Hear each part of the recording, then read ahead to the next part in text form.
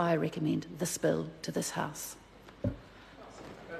I call Matt Doocey. Thank you very much, Madam Speaker. It's a great pleasure to rise in support of the Christchurch Cathedral Reinstatement Bill, and I must say, what a fantastic Christmas present to Cantabrians, a week or so out from Christmas as we pass this bill in its third reading.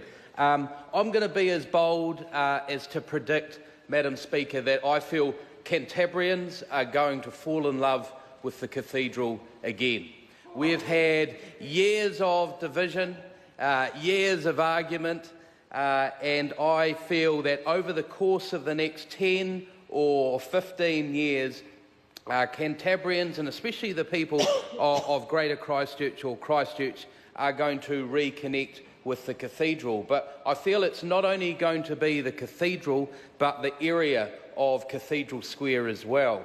I mean, it's interesting, as Cantabrians, we look back at Christchurch pre-earthquakes with a bit rose-tinted glasses. And in fact, there was a lot of areas, including Cathedral Square, that were pretty dated. People weren't actually happy with the functionality of it. But I think we've got a real opportunity now, not only with the Cathedral, but the whole city, as we rebuild the best small city in the world, to actually make Cathedral Square a regeneration area. And the Cathedral will be the gem of that regeneration area because, of course, there's wider regeneration going on with the future use of the red zone. So it's an exciting time, and I really hope that people come together, get excited, and who knows, maybe in a few years' time we'll be back to the old days where we'll be having New Year's Eve concerts in Cathedral Square. Maybe the dance exponents will be playing their final concert until the next year, and then maybe the next year after that. But all the good stuff that we remind about Christchurch and about Canterbury, Mr. Speaker. Because what's really important about this legislation is that, yes, time is a factor in our rebuild.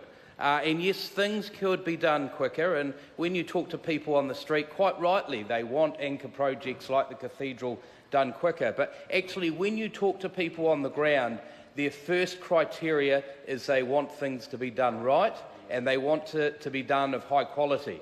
And that's exactly where I feel this bill has landed. It's enabling legislation that will actually allow a design to unfold. Because, of course, the design will unfold over the years, very much like the city. No city is ever built, it's always building. And it's going to be quite exciting to see where we end up in 10 years' time with this new cathedral. Just to conclude, Madam Speaker, I do hope that all the stakeholders involved in this reinstatement play nicely and play well over the coming years. And just to encourage any prospective donors out there, now's the time to come forward in the Christmas spirit as we look to rattle the tin and get the money together to build a cathedral at the centre of Christchurch. Thank you, Madam Speaker. I call Mark Patterson. Thank you, Madam Speaker. I too have great